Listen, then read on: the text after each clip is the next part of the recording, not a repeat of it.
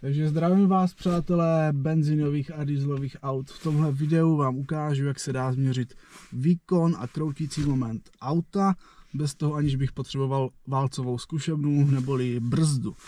Co budu potřebovat?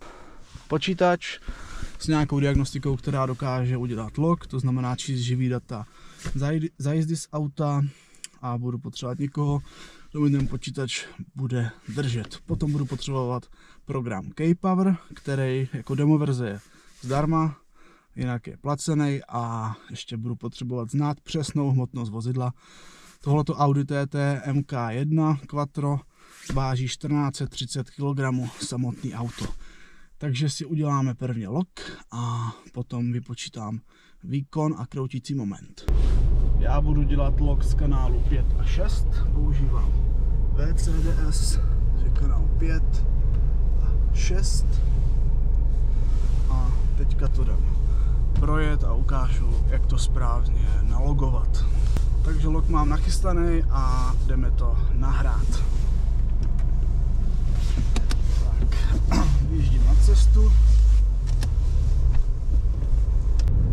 zařadím si trojku, dej start, počkám, až to spadne na 15 otáček,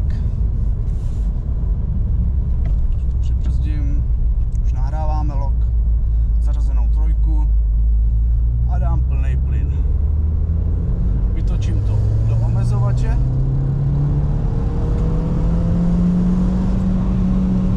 a pustím plyn a nechám to chvíli dojet. Na logu dáme stop, máš ještě jedno. Tak, log máme udělaný. Tak, hotovo. Log jsme nahráli teďka, doufám, že to půjde vidět. Já nejdu vidět teďka a teď to vložíme do programu K-Power. Teďka si otevřu program K-Power a vypočítám výkon a kroutící moment. Takže program. Teďka vstupní data. Tady dám váha auta 1430 kg, váha posádky, kolik tam dáme, 180 kg, měřené hodnoty, jo, tady dám importovat log data, plocha, uložil jsem si to jako log, tady otevřít a teďka dáme graf a tady nám to vyhodnotí výkon.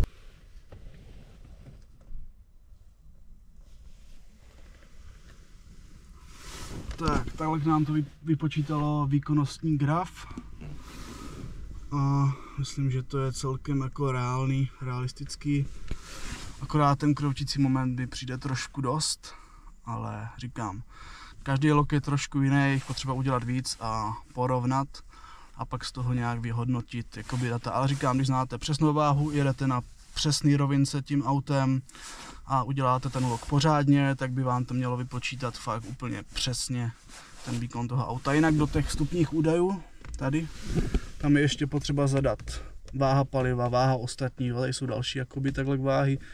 Tady co to je za vozidlo, to můžete napsat, sériový výkon, pak tady byla ještě tlak vzduchu, teplota vzduchu, jo, teď to mám 20 stupňů, přitom teďka je